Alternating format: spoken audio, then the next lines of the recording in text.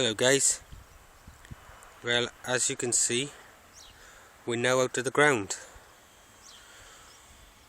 and I'm going to take you through what we've done so far and then we're going to get the rest of the poles in.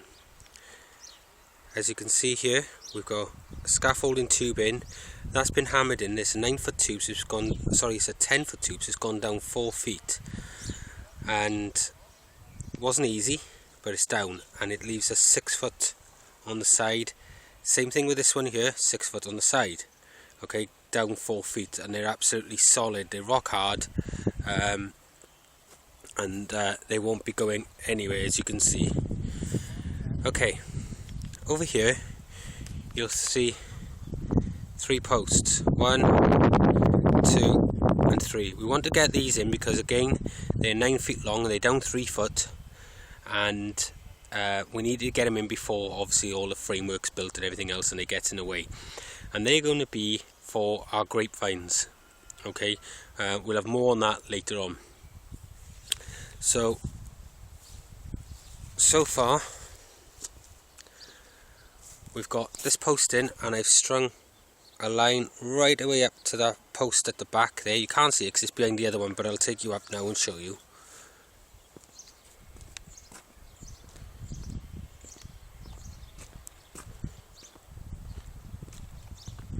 There we go. And each one of these posts dead vertical, okay? That's really important. As you can see, we've hit them in with a post slammer. In this instance, it wasn't hit in straight and we had to dig it out, which was a nightmare. We used that posting shovel down there. Again, we got this one, and we're going to have to cut the top off this one a little bit. Again, it was a 10-foot post. We marked it to 6 foot. I don't know if you can see this line, but there's a little black line there. We're about 1/4 inch out, but it'll be enough to knock out the whole look of the polytunnel. So we've got to cut 1/4 inch off the top, literally because we can't get it down any further. We've hammered it and hammered it and hammered it. I've got blisters on my hands. I don't know if you can pick up on that. This camera's rubbish, but I have ordered a new one, guys. But and I've only put the 4 in. And again on this one, we've strung a line right across the top. What these lines are for is just so that we can get the posts in line along here, because this outside boards are not quite straight because we had to make them up in a few parts and what have you. The inside boards are straight, but because obviously we work into the outside boards, they're not quite straight. Every so often along here you will see a little mark where I've marked off 4 foot on centre right way down. Okay, so we'll have a post every 4 feet, and in between those then we'll have windows, which will be for the ventilation, and again we'll have more on that later on. So as you can see, 4 feet, little mark, that's where the next post is going. So it's not a big distance, but what it's going to do is make for a very strong polytunnel. We learnt a lot of lessons on the other one, and we're going to make sure this one is right. So that's the next job now, guys, is to get those in, and I'll do a little bit of filming of me putting in these posts, and then we'll come on to the next stage.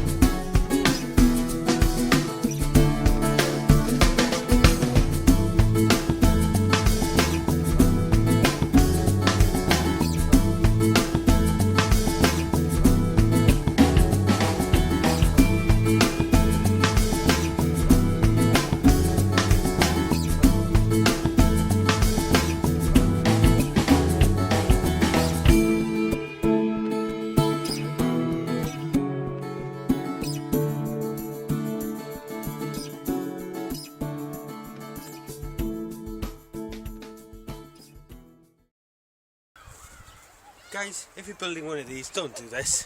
Alright, think about health and safety. I haven't got a ladder. and because of the soft ground there's no way of me being able to support one, so it's what I have to do. I'm making that decision to do it, but you know, if you're going to do it, please be safe when you're doing yours, alright?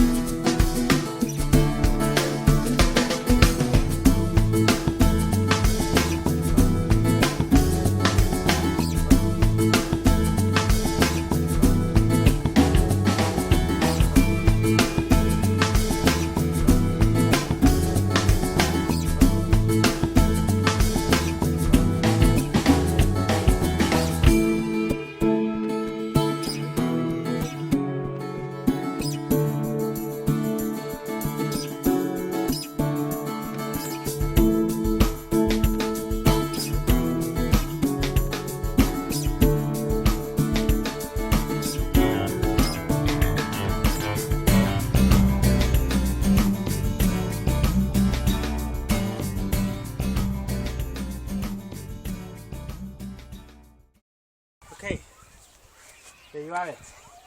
I broke the string, but you know, I'll put it up a new one. It's in line, it's level, and that's how close they're all going to be, every 4 feet. The other thing I want to say is all these will be pulled off now when we put the other sort of timbers up and everything else. That'll always help to square it all up as well.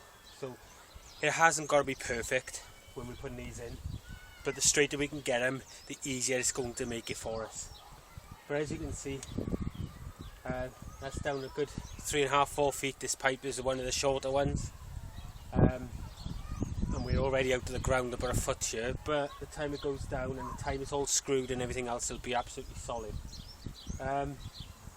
We've just got to continue up the line now, and we'll come back to you when all that's done.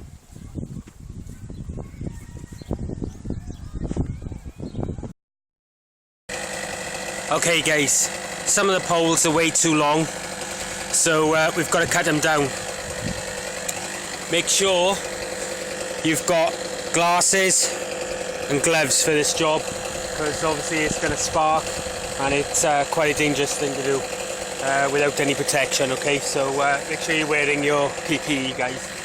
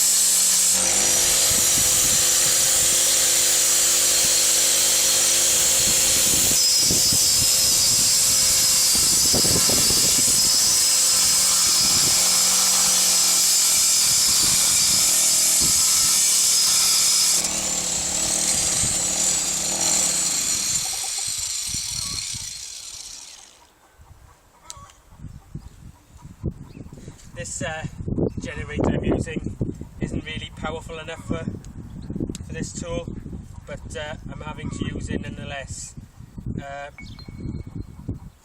We'll just keep trying.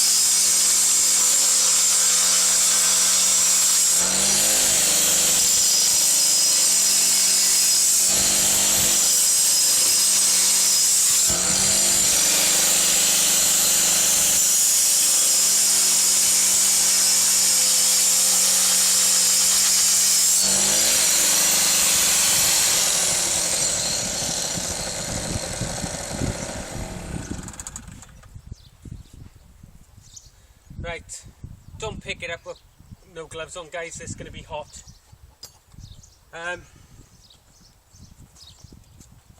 We have to cut it down because the ground is because we dug into the ground. We don't have so much topsoil, and we're hitting a sort of rock base underneath, and but it's still got a good 2.5 feet. It's not the best tool for the job, you know. A good angled one and a better generator would have been much better, but it's cut it, it's done the job, and as long as we're safe with PPE, that's all that matters. Now we can carry on with what we're doing.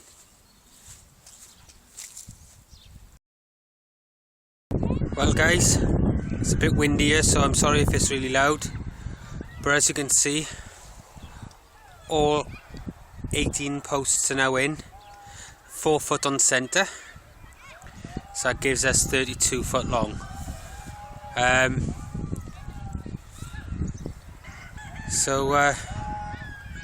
All's left now is get all the timber work done, and this is going to give us from the top of the bed 6 feet. So we've got 6 foot of growing space straight up, vertical, even from the very edge of the bed, which is what I wanted. I didn't want to have it arcing like this from about 2 or 3 foot like most polytunnels. I'd rather have a shallow arc across the roof here, a shallow arc here, just to make, you know, my walls square. This aids a couple of things. It allows water collection much easier, but also it gives me growing room. I can grow beans on any of these beds if I wanted to, up to 6 feet. I can grow tomatoes up 6 feet, and I am going to worry about it. In the centre there'll be 8 foot, so you know, I've got all the room that I need. Anyway, as you can see, all of the posts are in. They're all down about 3.5 feet to 4 feet, and I don't know if you can see, they are solid. So this thing coming out with the wind, and the time all the timber's in, cross braces are in and everything else. These timber posts, I've got to cut down just a bit, maybe about 1.5 inches, 2 inches off them, just to make sure that they don't touch the top of the polytunnel. But I'll do that with a reciprocating saw at a later stage. Anyway, battery's running low, so it's time to go. Thanks guys.